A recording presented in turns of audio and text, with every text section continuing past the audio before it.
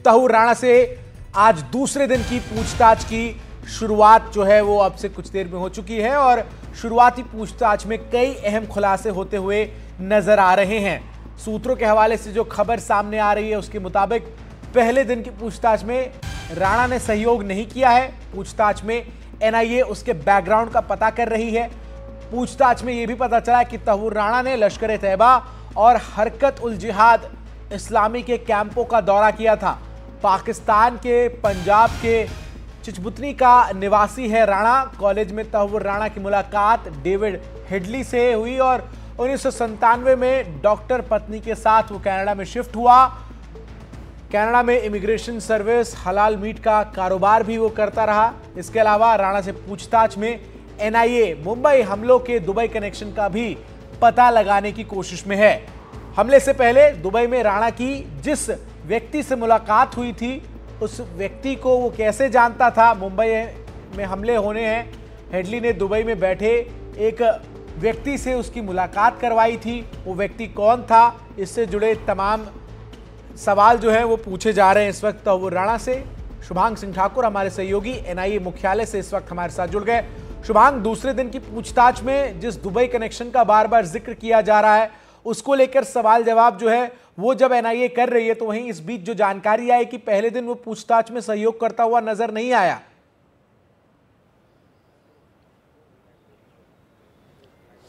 बिल्कुल चंदन, और इसकी उम्मीद पहले से फिलहाल की जा रही थी, क्योंकि देखिए जब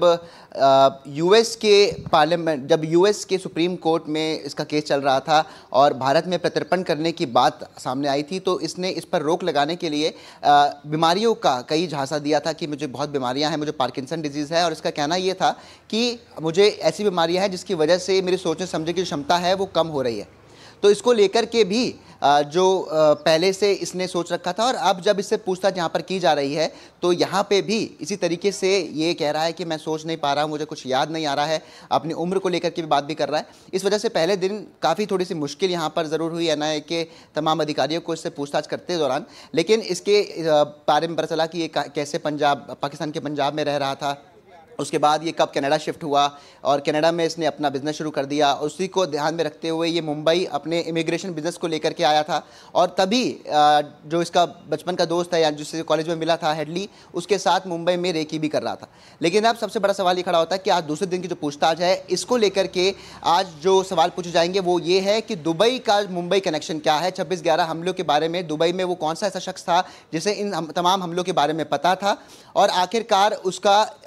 उसका हेडली से क्या रिश्ता है, हेडली को कैसे वो जानता था, क्योंकि हेडली वो शख्स है जो राणा को दुबई लेकर गया और उस शख्स से मिलवाया। आखिरकार वो कौन शख्स है, क्या वो पाकिस्तान की खुफिया एजेंसी आईएसआई से जुड़ा हुआ है या फिर किसी और जैसे कि लश्कर तैयबा जैसी आतंकवादी संगठन से जुड़ा हुआ है। इन तमाम चीज़ों को लेकर के आज सवाल जवाब यहाँ पर जरूर किए जाएंगे, और देखना ये बहुत अहम होगा कि आखिरकार क्या कुछ और खुलासे पाकिस्तान को ध्यान में रखते हुए यहाँ पर होते हैं। लेकिन अगर एक तस्वीर फिलहाल मैं आपको दिखाऊं तो, क्योंकि देखिए मैं एनआईए मुख्यालय के बाहर इस वक्त मौजूद हूं और आप देख सकते हैं कि आज भी जो सुरक्षा है वो यहां पर कड़ी है। जो एक रास्ता है उसको पूरी तरीके से ब्लॉक कर दिया गया है और सिर्फ दूसरी तरफ से ही लोगों के आईडी कार्ड देखने के बाद उन्हें आने जाने की यहां से अनुमति दी जा रही है। तो 18 दिन की जो कस्टडी यहां पर एनआईए के पास है, रोज यहां पर इसी तरीके की जो सुरक्षा व्यवस्था है वो आपको देखने को मिलेगी। जिन सबूतों के बिना पर ही तहूर राणा का प्रत्यार्पण संभव हो पाया, और उन्हीं सबूतों को राणा के सामने भी क्या आने वाली पूछताछ में उनके समक्ष रखकर सवाल जवाब जो है वो किए जाएंगे।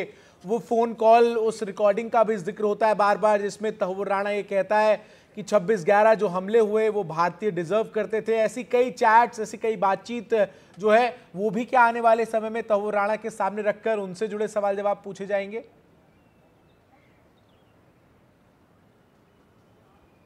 बिल्कुल चंदन, और देखिए इसका जो सिलसिला है वो शुरू हो चुका है, क्योंकि ये जो सब बातें हैं कि आखिरकार ये दुबई कनेक्शन कौन सा है, ये सब जो चीज़ें हैं ये जब अमेरिका में गिरफ्तार हुआ था, अमेरिका एजेंसियों ने इससे ये पूछताछ की थी और ये सभी रिकॉर्डिंग्स जो है वो एनआईए को सौंप दी थी। इसी को लेकर के ये जो पूछताछ की जा रही है कि आखिरकार जो सबूत एनआईए के पास पहले से है कि आखिरकार वो दुबई कनेक्शन के बारे में हो, चाहे फिर ये बोलना कि इंडिया डिजर्व इट 26/11 के हमले के बाद, तो ये सब कुछ दिखाता है कि कितनी नकारात्मक सोच है इसकी भारत को लेकर के, और यही वजह है कि ऐसे आतंकवादी संगठनों के साथ ये जुड़ा हुआ था तो इसको लेकर के जो सवाल जवाब है वो फिलहाल अब से शुरू हो गए हैं। जो भी सबूत यहाँ पर एनआईए के पास है उसको लेकर के वो सवाल जरूर पूछेंगे। फिलहाल दुबई कनेक्शन और मुंबई कनेक्शन आखिर ये क्या है, इसको लेकर के सवाल जवाब आज किए जा रहे हैं, कौन सा वो शख्स है उसको लेकर किए जा रहे हैं। लेकिन आगे कहीं ना कहीं हेडली और इसके बीच जो जो बातें हुई है, जो सबूत वहां पर मिले थे कि आखिरकार ये मेल्स के जरिए बात करते थे, 250 से ज़्यादा मेल्स इनके बीच में बात हुई थी और वो कोड लैंग्वेजेस जो है उसे इंटरसेप्ट भी अमेरिका की एजेंसियों ने करा था और उसके बाद एनआईए को सौंपा था। तो देखिए उन सब चीज़ों को लेकर के यहाँ पर सवाल अब जरूर पूछे जाएंगे। आज दूसरा ही दिन है, तो यहाँ पर मुंबई और दुबई का कनेक्शन क्या है, इस पर आज अहम फोकस रहेगा एनआईए का। जी शुक्रिया शुभांग आपका हमारे साथ जुड़कर तमाम जानकारी और अपडेट्स जो है वो इस खबर से जुड़ी दर्शकों तक पहुंचाने के लिए।